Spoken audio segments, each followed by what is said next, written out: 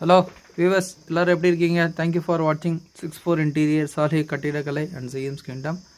இன்றைக்கி வந்து பார்த்திங்கன்னா 8வது நாள் ஒர்க்கு. இது வந்து ஈவினிங் அரௌண்ட் ஒரு 5:30 to 6 o'clock அந்த டைம் க்ளோஸ் பண்ணியிருக்கோம். இது பார்த்திங்க அப்படின்னா ரெண்டு பக்கம் வந்து ஃபுல்லாக வால் வந்து ஒரு 7 அடி கிளியரன்ஸ், அதாவது பாத்ரூமோட ஹைட்டு வந்து 7 அடி வைக்கிற மாதிரி ஒரு கிளியரன்ஸ் கொடுத்து வால் வந்து சைடு வால் ஃபுல்லாக கன்ஸ்ட்ரக்ஷன் பண்ணி கம்ப்ளீட் பண்ணியிருக்கோம்.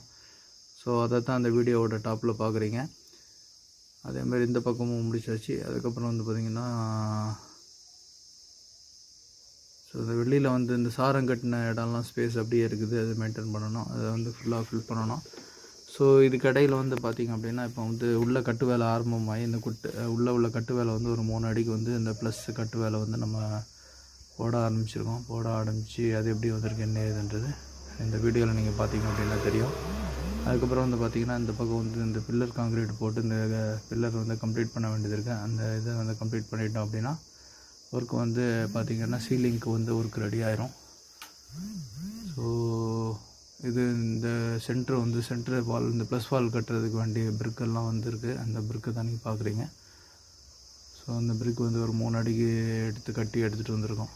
ஸோ இப்போ நாளைக்கு நல்லா ஃபுல்லாக வெயிலில் நல்ல க்யூரிங் ஆகட்டும். க்யூரிங் ஆகி நல்லா நாளைக்கு வந்து க்யூரிங் ஆகிடுச்சு அப்படின்னா மண்டே வந்து காலையில் வந்து ஆரம்பிக்கிற ஒர்க்கு வந்து பார்த்திங்கன்னா இந்த பில்லர் காங்கிரீட் போட்டு இந்த பில்லர் கம்ப்ளீட் பண்ணணும்.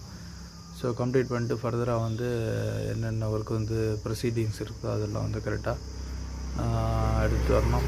ஸோ டோரோட சைஸ் வந்து பார்த்திங்கன்னா கரெக்டாக வந்து ஒரு 2.5 அடி டோர் ப்ரொவிஷன் பண்ணியிருக்கோம். 2.5க்கு ஒரு 6.25-6 அடி டோர் வரும். மீதி இருக்கிற இடம் வந்து ஸ்பேஸ் அப்படியே விடுற மாதிரி கொஞ்சம் ஏர் வென்டிலேஷனுக்கு நல்லாயிருக்கும்.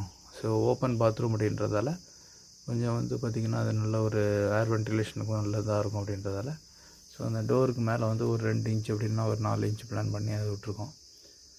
ஸோ